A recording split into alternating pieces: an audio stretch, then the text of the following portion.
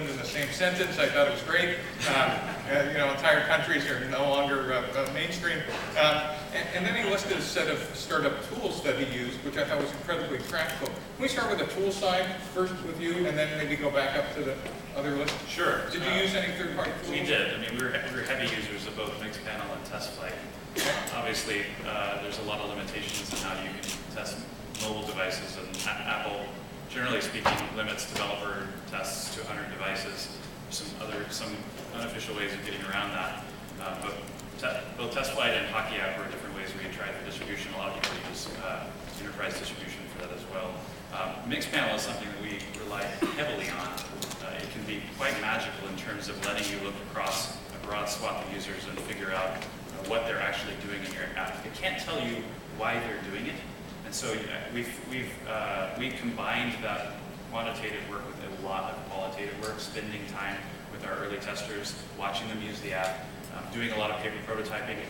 My background is all from IDEO, and rough sticky note and paper-based prototyping is like the bread and butter of design. So we would run people through all kinds of concepts before we ever put anything on the phone. Also using basically live screen sharing software that allow us to move through a keynote presentation and pretend to be using it on the phone. Something called Live View by a guy named Nick Zambetti we use all the time. So that was a Live View? It's called Live View. Yeah. And it was just a dummy up of... Basically what it does, it puts a little version of your iPhone on your screen, on your computer screen. You can move it around anywhere you want. And whatever pixels you see on that dummy version of the iPhone, you also see on a real iPhone. So you can hand someone that iPhone and then page through a keynote presentation or in some other way, fake a software UI.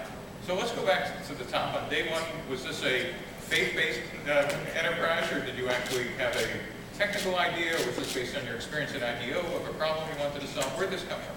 So my co-founder and I was at IDEO, he was at Apple, and we both were interested in the idea of building a startup around taking the friction out of work, trying to find some place in collaboration where we could smooth working together. We didn't really know what we were going to do. We tried lots of ideas. I'd say the one that got us to put in our resignation notices at our companies and actually take the leap to go try and start something was this realization in talking to people that so ubiquitously email was being used as a to-do list. And just what a crazy thing that was, because nobody's tools were actually designed for that. So how many people did you talk to before you quit around this idea? 200, 2,000? Probably somewhere on the order of 50 to 100. And that was enough? You were hearing something consistently? Yeah. And then did you just code up Orchestra, or how did that work? Well, we started doing a lot of paper prototypes. We used Sencha as a way of doing an HTML-based prototype and built our first shared to-do list on Sencha. And that's how Sencha is basically a mobile framework that allows you to build HTML-based apps. Okay. It was both good for us in sort of helping us vet this concept of creating a task and delegating it to someone else, and also a strong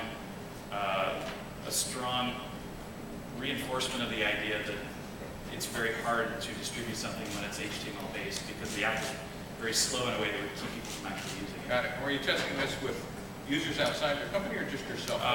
There was only like 3 or 4 of us in the company, so we pulled in all sorts of friends and families. And part of the challenge there is when you're building a social app, you're really testing not only the usability of the software itself, but you're testing the human-to-human interaction that's being facilitated through that software. So we had to find pods of people that were already trying to work together in different ways, couples, roommates, groups of friends, coworkers, and try and set this test software in those contexts and see if the things that they wanted to do were being facilitated by the UI that was being designed. And any surprises about the initial segment you found would be interested versus what you found while you were testing? Yeah, so the hope was, since it's a social to-do list and we all in some way, shape, or form work with one another, the thing would spread virally. What we found is it worked best with dyads, with couples. And that's great for couples. There's still a lot of couples that love Orchestra. And so it's a virality of one, like one person. It doesn't really spread too well. It makes it really hard to grow. And so then Orchestra became Mailbox because of that learning? Or? I think the 2 learnings that took us from Orchestra to Mailbox were realizing that the to-do list itself was a flawed product, a product with a diminishing return. People declare bankruptcy on their to-do lists all the time, and pretty consistently the retention rate of we looked at other people's products, and we saw very similar retentions to ours. That I'd say 5 to 10% is a pretty good like long-term retention for us.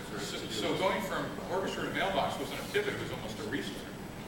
For us, it was really very much an iteration. Tell us why.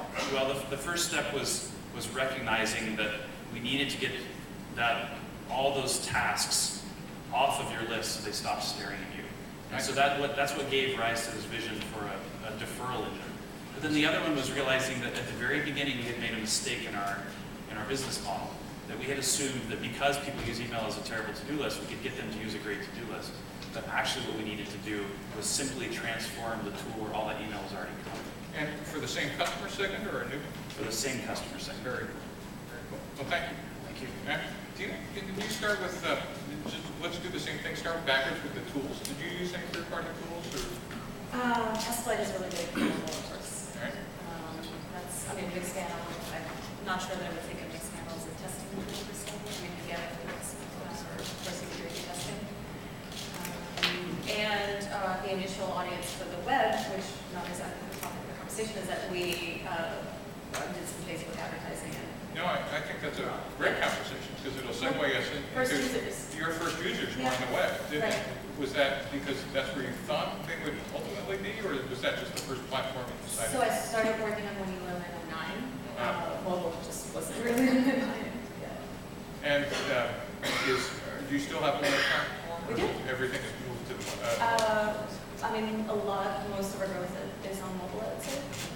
And was that a surprise or something you knew was going to happen? Or? Users were essentially demanding an iPhone app. An iPhone app? Yeah.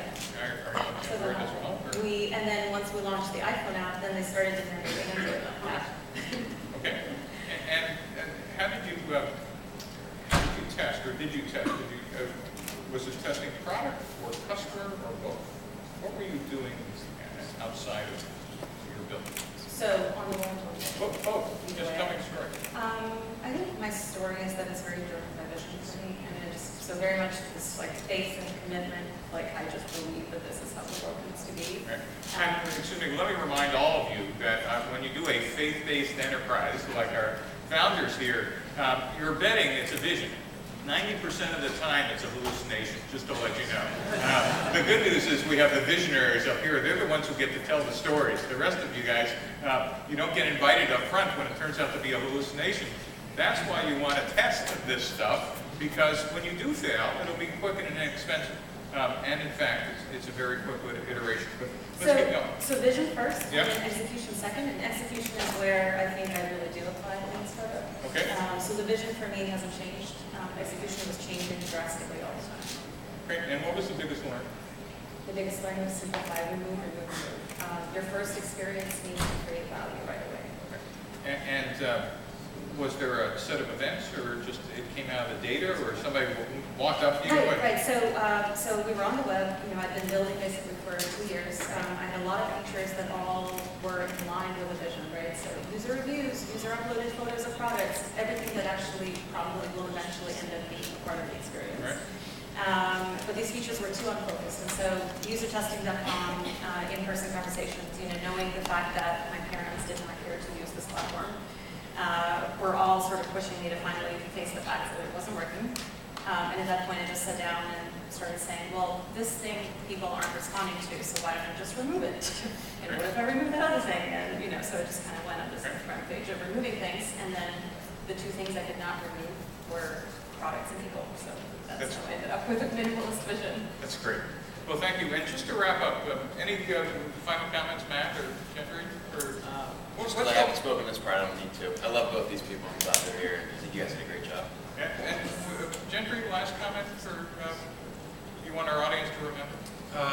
Well, I might take a little bit of task with the vision thing. I think it's hard to know early whether it is a hallucination or not, but startups are so damn hard that unless you really believe in what you're working on, it's just hard to stick with it. Yeah. Anything else? I would say find the one thing that matters and focus on that, and don't build anything else. Great. And I want to thank you guys, and just remember, I will guarantee that you're all the smartest people in your building. the game is that you're not smarter than the collective intelligence of your potential customers. And so make sure you include them in your products. So thank you very much, and thanks for your time.